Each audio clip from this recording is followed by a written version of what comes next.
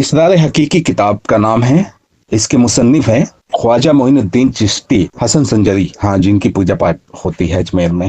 اصل میں یہ بہت پتلی کتاب ہے، فارسی میں ہے، اور یہ ایک خط ہے جو معین الدین چشتی نے اپنے شاگرد قطب الدین کاکی کے نام لکھا تھا۔ کسی مرید نے اسے کتابی شکل میں چھاپ دیا۔ اردو ترجمہ آج تک نہیں ہوا، ہاں کچھ لوگوں نے نیٹ پہ ترجمہ کر کے ڈال دیا ہے۔ سن 1999 میں نے یہ کتاب بہت تلاش کی، دلی تک میں گیا اس کتاب کو حاصل کرنے کے لیے، فارسی میں بھی نہیں ملی۔ بعد میں پھر انٹرنیٹ پہ پوری کتاب تو نہیں مل پائی، لیکن ہاں چند چیزیں مل گئیں۔ صوفیت کیا ہے، صوفیوں کے عزائم کیا ہیں، صوفیوں کے اصول کیا ہیں، کیا روزہ، نماز، حج اور زکوٰۃ جس طرح ہم مانتے ہیں کیا یہ لوگ بھی اسی طرح مانتے ہیں، یہ سب اسرار حقیقی کتاب پڑھ کر آپ کو سمجھ میں آ جائے گا۔ میں پوری کتاب نہیں پڑھ کے سناؤں گا، چند الفاظ میں آپ کے سامنے اشارتاً رکھ دوں گا، لیکن اس سے پہلے میں صوفیوں کے کچھ اصول بتا دیتا ہوں۔ وہ حدیث کیسے بیان کرتے ہیں معلوم ہے؟ پہلے تو محدثین پہ طنز کرتے ہیں، تم مردوں سے روایت بیان کرتے ہو۔ محدثین پہ طنز کرتے ہوئے یہ کہتے ہیں کہ تم مردوں سے حدیث بیان کرتے ہو۔ مردوں سے کیسے؟ کیل کال سے مردوں سے حدیث بیان کرتے ہو۔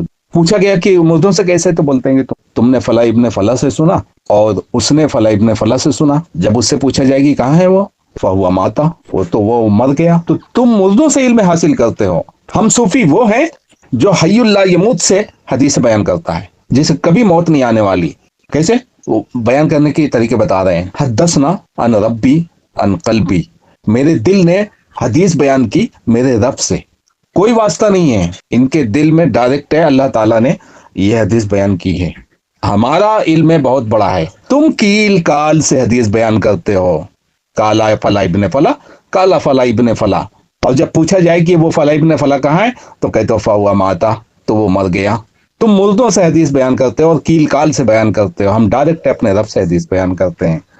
اسی طرح یہ بھی کہتے ہیں معین الدین چشتی اپنے شاگرد قطب الدین کو خط لکھتے ہوئے کہتے ہیں کہ، اور وہ پھر خط لکھتے چلے جاتے ہیں، کہتے ہیں حزب ذیل سے محبت ہمراز اہل یقین برادرم خواجہ قطب الدین دہلوی، رب العالمین ہر کام تمہاری رہنمائی فرمائے، از جانب فقیر معین الدین چشتی کلمہ طیبہ کی حقیقت بیان کر رہے ہیں۔ آگے واضح ہو کہ توحید کے چند نقطے اور ہدایت کے چند رموز و آثار بارگاہ رسالت سے حضرت احمد مجتبیٰ محمد مصطفیٰ صلی اللہ علیہ وسلم سے خاکسار کو بطور فیض روحانی حاصل ہوئے ہیں، کوئی کیل کال نہیں ہے، ڈائریکٹ نبی صلی اللہ علیہ وسلم نے مجھ سے بیان کیا ہے۔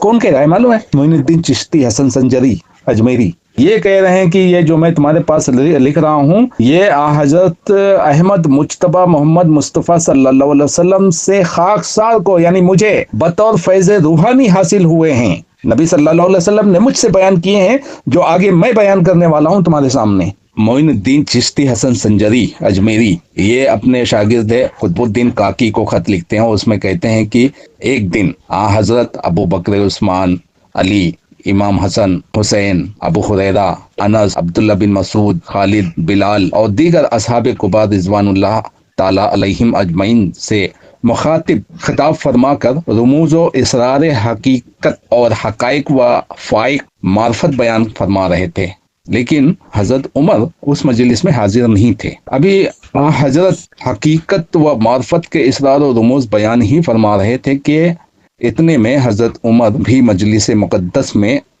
حاضر ہوئے۔ پیغمبر خدا نے اپنی زبان مبارک کو مخاطب کر کے فرمایا کہ اے زبان اب بس کر۔ سمجھ رہے ہو؟ نہیں سمجھے؟ ابھی آگے سمجھ میں آئے گا۔ بعض صحابہ کو تعجب ہوا کہ ان کے دل میں یہ خیال ہوا کہ شاید حضرت صلی اللہ علیہ وسلم حضرت عمر کو یہ حقائق و معروف بتانا نہیں چاہتے ہیں۔ حضرت ابو بکر اور دیگر بعض مقربین بارگاہ حضور پر نور کی خدمت اقدس میں عرض کی کہ حضور یہ کیا ماجرا ہے؟ جناب نے حقائق معروف الہی دیگر تمام صحابہ کے سامنے بیان فرما دیے، لیکن حضرت عمر سے وہ رموز حقائق آپ نے چھپا لیے۔ سنو اور سوچو کہ یہ آدمی کون تھا جو حضرت عمر سے دشمنی رکھتا ہے۔ جناب سید المرسلین صلی اللہ علیہ وسلم نے تمام صحابہ سے مخاطب ہو کر فرمایا کہ میں نے عمر سے رموز و اسرار باطنی کو چھپایا نہیں ہے، بلکہ بات یہ ہے کہ شیر خوار بچے کو مرگن غذا ہضم نہیں ہوتی ہے، یعنی شیر خوار بچے کو مرگن دیسی گھی وغیرہ مرگن غذا ہوتی ہے نا، حلوہ اور بہت ہی چکنا جیسے شوربہ پایا، یہ شیر خوار بچے کو ہضم نہیں ہوتی ہے۔ شیر خوار بچے کو اگر مرگن حلوہ اور گوشت وغیرہ ثقیل غذا کھلائی جائے تو اسے مضر پڑتی ہے، لیکن جب بچہ بالغ ہو جاتا ہے تو کھانے پینے کی کوئی چیز اسے نقصان نہیں پہنچاتی۔ سمجھ رہے ہو؟ حضرت عمر سے کم درجے والے صحابی وہاں پہ موجود ہیں، وہ سب اسرار اور رموز سن سکتے ہیں، ہضم کر سکتے ہیں۔ حضرت عمر ہضم نہیں کر سکتے، وہ شیر خوار بچے ہیں۔ اصل میں یہ معین الدین چشتی کے اپنے کلام ہیں جو نبی صلی اللہ علیہ وسلم کی طرف منسوب کر کے حدیث کی شکل میں بیان کیا جا رہا ہے، یہ بات یاد رکھیے گا۔ یہ حدیث بیان کر رہے ہیں جو کہ کسی بھی حدیث کی کتاب میں نہیں ملے گی۔ معین الدین چشتی کہتے ہیں کہ نبی صلی اللہ علیہ وسلم نے میرے دل میں مجھ سے یہ روایت کی ہے۔ اس کے بعد جو بہت ہی معرفت والی باتیں بیان کر رہے تھے نبی صلی اللہ علیہ وسلم، تو اس سے رک گئے، پھر حضرت عمر کو سمجھانے لگے۔ بھائی جیسا معین الدین نے خط میں لکھا ہے میں ویسے ہی سنا رہا ہوں، نبی صلی اللہ علیہ وسلم سے ثابت نہیں ہے، یہ کسی کیل کال سے تم کو یہ حدیث نہیں پہنچی ہے، یہ معین الدین کے دل میں یہ حدیث پہنچی ہے، تو میں اسی طرح بیان کر رہا ہوں۔ میرا یہ نہیں ماننا کہ حضرت عمر کے ساتھ نبی صلی اللہ علیہ وسلم نے اس طرح پیش آئے۔ تو حضرت رسالت مآب حضرت عمر کی باطنی استطاعت و قابلیت کے موافق ان سے دیگر اسرار و معرفت بیان فرمانے لگے۔ مطلب جو ایک شیر خوار بچہ جو اتنی باتیں سمجھ سکتا ہے وہی باتیں وہ سمجھانے لگے۔ مطلب یہ ہے کہ KG کے کلاس کے بچے کو PhD کا ٹیچر آپ لگا دیں تو PhD کا ٹیچر کیا سکھائے گا بچے کو؟ وہی سکھائے گا نا جو بچہ سمجھ سکتا ہو۔ ہاں، تو حضرت عمر وہ بچے ہیں اور ان کو پھر انہی کی حساب سے حقیقت و معرفت سکھا رہے ہیں نبی صلی اللہ علیہ وسلم۔ چنانچہ منزل جبروت ولا موت کے حقائق و دقائق حضرت عمر کو تلقین فرمانے لگے۔ حضور نے فرمایا، اے عمر، جس شخص کو معرفت الہی حاصل ہو جاتی ہے اس کو منہ سے اللہ اللہ کہنے کی ضرورت نہیں رہتی، اور جو منہ سے اللہ اللہ کہتا ہے تو سمجھ لو کہ ابھی اسے معرفت الہی نصیب نہیں ہوئی۔ سن لو غیر صوفیہ، منہ سے اللہ اللہ کہنے والو، حقیر لوگ ہو تم۔ معین الدین چشتی کہہ رہے ہیں حقیر لوگ ہو تم، تمہیں معرفت ہی نہیں ہے اللہ کی، تم پہچانتے نہیں ہو اللہ کو، منہ سے رٹی لگاتے ہو اللہ اللہ اللہ اللہ، دل سے اللہ اللہ نکلنا چاہیے، تب معرفت حقیقی تک پہنچ پاؤ گے۔ حضرت عمر نے عرض کیا کہ حضرت یہ کیسی معرفت ہے کہ بندہ اپنے مالک کا نام ہی نہ لے اور اس کی یاد کو ترک کر بیٹھے؟ سرکار دو عالم نے جواب دیا کہ ارشاد خداوندی ہے، جہاں کہیں تم ہو وہیں خدا تعالیٰ تمہارے ہمراہ ہے۔ بس اے عمر، جو شخص ہر وقت ہمراہ ہو اور کسی وقت نظر سے اوجھل نہ ہو، اس کا یاد کرنا کیوں کا ضروری ہے؟ قرآن کی آیت پیش کرتے ہیں، جہاں تم ہو وہیں اللہ تعالیٰ موجود ہے، یعنی اللہ تعالیٰ ہر جگہ ہے، اپنے علم میں صحیح ہر جگہ ہے، تو اسے یاد کرنے کی کیا ضرورت ہے جو ہر وقت ساتھ میں لگا ہو؟ اے کافرو، منہ سے رٹی لگانے والو اللہ اللہ، تم کافر ہو۔ صحیح معرفت تو یہ ہے کہ دل سے اللہ نکلنا چاہیے، زبان سے نہیں۔ حقیقت و معرفت حاصل کرنے والوں کے دل سے اللہ اللہ نکلتا ہے، تم منافق ہو۔ حضرت عمر نے عرض کیا کہ اللہ تعالیٰ ہمارے ہمراہ کہاں ہے؟ سرکار دو عالم نے جواب میں ارشاد فرمایا کہ بندہ کے دل میں۔ حضرت عمر کو معلوم نہیں کہ بندہ کا دل کہاں ہے، پوچھ رہے ہیں حضرت عمر کہ بندہ کا دل کہاں ہے؟ حضور نے فرمایا کہ قالب انسان میں۔ دل اور قالب میں فرق ہے کیا؟ ان کیا فرق ہے؟ قالب انسان میں، قالب دل کو ہی کہتے ہیں یار، عربی میں قالب کہتے ہیں، ہندی میں اردو میں دل کہتے ہیں۔ قالب انسان میں دل ہوتا ہے، لیکن یاد رہے دل دو قسم کا ہوتا ہے، ایک دل مجازی، دوسرا دل حقیقی۔ اے عمر، حقیقی دل وہ ہے جو نہ دائیں جانب ہے نہ بائیں جانب ہے، نہ اوپر کی طرف ہے نہ نیچے کی طرف ہے، نہ دور ہے نہ نزدیک ہے، لیکن اس حقیقی دل کی شناخت کوئی انسان کا کام نہیں ہے۔ یہ حق ان مقربان الہی کا حصہ ہے جو حضور الہی میں ہمیشہ مستغرق یعنی غرق رہتے ہیں، کیونکہ مومن کامل در حقیقت عرش ہی ہوتا ہے۔ مومن کامل، تم تو منافق ہو، مومن کامل در حقیقت عرش ہی ہوتا ہے۔ عرش کون سا معلوم ہے؟ جس پر اللہ تعالیٰ براجمان ہے، وہ عرش مومن کامل ہے۔ صاحب دل کا یہ مرتبہ ہے، یہ چیز مرشد کامل کے بنا حاصل نہیں ہو سکتی۔ کامل لوگ اور طالبان سوال و جواب نہیں کیا کرتے، بلکہ وہ خاموش اور باادب رہتے ہیں۔ اس کے بعد جناب سرور کائنات نے ارشاد فرمایا، مومن وہ نہیں جو مسجد میں جمع ہوتے ہیں۔ سن لو منافق ہو، تم منافق ہو۔ مومن وہ ہیں جو مسجدوں میں نہیں جاتے ہیں، تم مسجد میں جانے والوں تم مومن نہیں ہو۔ معین الدین چشتی کہتے ہیں، مومن وہ نہیں جو مسجد میں جمع ہوتے اور زبانی طور پر لا الہ الا اللہ کہتے ہیں. لا الہ الا اللہ سے مراد ہے صرف لا الہ الا اللہ نہیں، بلکہ اللہ کی یاد میں جو بھی رٹی لگائی جائے وہ مراد ہے. اور زبانی طور پر لا الہ الا اللہ کہتے ہیں. اے عمر، ایسے کلمہ گو کو کیا حقیقت سے بے بہرا اور بے خبر ہیں؟ یہ مومن نہیں بلکہ منافق ہیں، کیونکہ زبان سے تو کلمہ لا الہ الا اللہ کا اقرار کرتے ہیں لیکن کلمہ کے اصل معنی سے ناواقف ہیں. انہیں خاک بھی پتی نہیں آتی ہے. پتہ نہیں کون سی لینگویج ہے، خاک بھی پڑتی آتی نہیں ہے کہ کلمہ سے اصل مقصود کیا چیز ہے. ان کو سمجھ میں نہیں آتا کہ کلمہ سے مقصود اصل چیز کیا ہے. یہ رٹی لگاتے ہیں مسجدوں میں جا کے، ان کو کچھ نہیں آتا ہے. منافق ہیں یہ. یعنی لا الہ الا اللہ تو کر لیتے ہیں لیکن ان کو کیا خبر کہ نیست سے کیا مراد ہے. اور بہت سے کیا ایسا شکی طور پر کلمہ کہنا شرک ہے. اے مشرکو جو مسجدوں میں جا کے نماز پڑھتے ہو، مشرک ہو تم. اور شرک وہ شک مین کفر ہے. ایسے کلمہ گو کافر کہلاتے ہیں کیونکہ انہیں یہ نہیں معلوم کہ کلمہ میں کس کی نفی مراد ہے اور کس کا اثبات. نہیں سمجھے؟ پہلے تو لا الہ ہے، کوئی الہ نہیں ہے، ساری کی نفی کر دی گئی ہے. اس کے بعد کہہ رہے ہیں الا اللہ. ان کو معلوم ہی نہیں ہے، کہتے ہیں ان کو معلوم ہی نہیں کس کی نفی ہے اور کس کا اثبات. کلمہ پڑھنے والے کو پتہ ہی نہیں ہے، اسی لیے تو وہ کافر اور مشرک اور منافق ہے. مومن تھوڑی ہے وہ. مسجدوں میں جا کر اللہ اللہ کرنے والا کوئی مومن نہیں ہو سکتا. حضرت عمر نے عرض کی کہ پھر کلمہ طیبہ کا اصل مقصد کیا ہے؟ جناب سید المرسلین نے فرمایا کہ کلمہ کے معنی یہ ہیں کہ سوائے ذات وحدہ لا شریک کے دنیا میں کوئی موجود ہی نہیں ہے. یہ ہے زندیقیت، یہ ہے زندیقیت. پھر سے سنا دیتا ہوں. حضرت عمر نے عرض کیا کہ پھر کلمہ طیبہ کا اصلی مقصد کیا ہے؟ تو جناب سید المرسلین نے فرمایا کہ کلمہ کا اصلی معنی یہ ہے کہ سوائے ذات وحدہ لا شریک کے دنیا میں کوئی موجود نہیں ہے اور محمد صلی اللہ علیہ وسلم مظہر خدا ہیں. پس طالب النبی کو چاہیے کہ اپنے دل میں غیر اللہ کا خیال تک بھی نہ آنے دے اور ذات خداوندی کو ہی ہر جگہ موجود پائے. دنیا میں کوئی بھی موجود نہیں ہے اللہ کے سوا. تم بھی اللہ، میں بھی اللہ، نعوذ باللہ. اور بھیڑ بکری کتا سور سب اللہ، نعوذ باللہ، استغفر اللہ.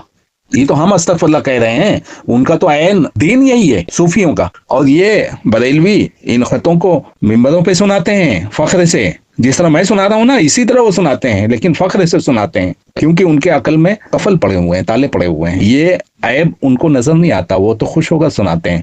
میں نے خود سنا ہے. غریب نواز نگر وڈالان ٹاپیل کا غریب نواز نگر میں جو بریلویوں کی مسجد ہے، وہاں پہ جمعہ کی نماز میں نے ایک امام سے یہ پورا خط سنا ہے. مجھے یاد آ گیا. اچھا یہ وہی ہے جس کی میں تلاش کر رہا تھا 1999 میں، جو کہ مجھے ملی نہیں.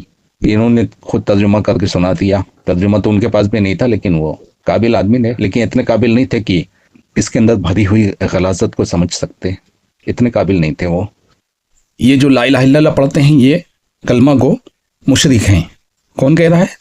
معین الدین چشتی کہتے ہیں اے عمر یقین جانو کہ جب تک سالک غیر اللہ کا وجود تک بھی اپنے دل سے نہ نکال دے تب تک ایک قدم بھی منزل عرفان کی راہ پر نہیں رکھ سکتا اور نہ ہی عارف کامل بن سکتا ہے، کیونکہ یاد بھی ایک قسم کی دوئی ہے اور دوئی عارفین کے نزدیک این کفر ہے. دوئی مطلب دو، نہیں سمجھے؟ اللہ اور اپنے آپ کو دو نہیں سمجھو، یہ کفر ہے. اللہ اور اپنے آپ کو ایک ہی سمجھو کیونکہ یاد بھی ایک قسم کی دوئی ہے اور دوئی عارفین کے نزدیک این کفر ہے. یہ ہے کلمہ طیبہ کی حقیقت. معین الدین چشتی اپنے شاگرد قطب الدین کاکی کے نام جو خط لکھا تھا اس میں سکھا رہے ہیں کہ یہ ہے کلمہ طیبہ کی حقیقت. اور نماز کی حقیقت پھر بتا رہے ہیں کہ نماز حقیقی کے متعلق انہوں نے کہا کہ اے عمر نماز حقیقی سے مومن کامل اور عارف الہی کا حضور دائمی حاصل ہوتی ہے. اور نماز کی دو قسمیں ہوتی ہیں، ایک نماز علماء اور فقہ ظاہری اور زاہد کی ہے.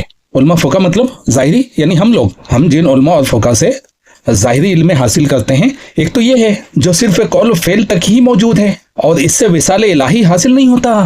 یہی وجہ ہے کہ اس کی رسائی بھی عالم ملکوت نفسانی تک محدود رہتی ہے. دوسری نماز انبیاء اور اولیاء اور خلفاء کی جو حضور قلب سے ادا کی جاتی ہے، یعنی اٹھک بیٹھک سے ادا نہیں کی جاتی، وہ حضور قلب سے ادا کی جاتی ہے. اس کا ثمرہ وصال الہی ہے اور اس کی رسائی عالم جبروت رحمانی تک محدود ہوتی ہے. پھر اس کے بعد مختصر طور پر میں آگے بڑھ رہا ہوں شارٹ کر کے، پورا خط نہیں سناؤں گا. پھر روزہ کی حقیقت بیان کرتے ہیں.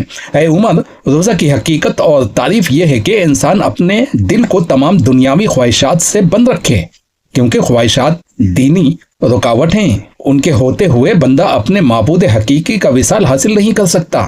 اور ख्वाहिशात दुनियावी तो सरासर शिरक है। क्या नबी सल्लल्लाहु अलैहि वसल्लम ने ख्वाहिशात दुनियावी को शिरक कहा है? नहीं, आपने तो फरमाया कि दुनिया से अपना हिस्सा लेना मत भूलो, ये दुनियावी ख्वाहिशात को शिरक कह रहे हैं। गैर अल्लाह की तरफ ख्याल करता, क़यामत का खौफ, बहिश्त की हवस और आखिरत का घर, सब रोजा यानी सौम हकीकी को तोड़ने वाली चीजें हैं। नहीं समझे? गैर अल्लाह की तरफ ख्याल करना, क़यामत का खौफ, बहिश्त की हवस। हिकायत देख रहे हो, हम लोग बहिश्त की ख्वाहिश करते हैं और उसको हवस कह रहे हैं। ये हवस है, हवस परस्ती है। तुम इसकी ख्वाहिश क्यों करते हो? और आखिरत का घर, सब रोज़ा हकीकी को तोड़ने वाली चीजें हैं। यानी जो रोजेदार आखिरत की ख्वाहिश करते हैं, आखिरत का घर की ख्वाहिश करते हैं और इसीलिए रोजा रखते हैं, बोलते हैं ये तो रोजा तोड़ने वाली चीजें हैं। आखिरत की ख्वाहिश करना, आखिरत के घर की तैयारी करना, ये सब रोजा तोड़ देती हैं ये चीजें।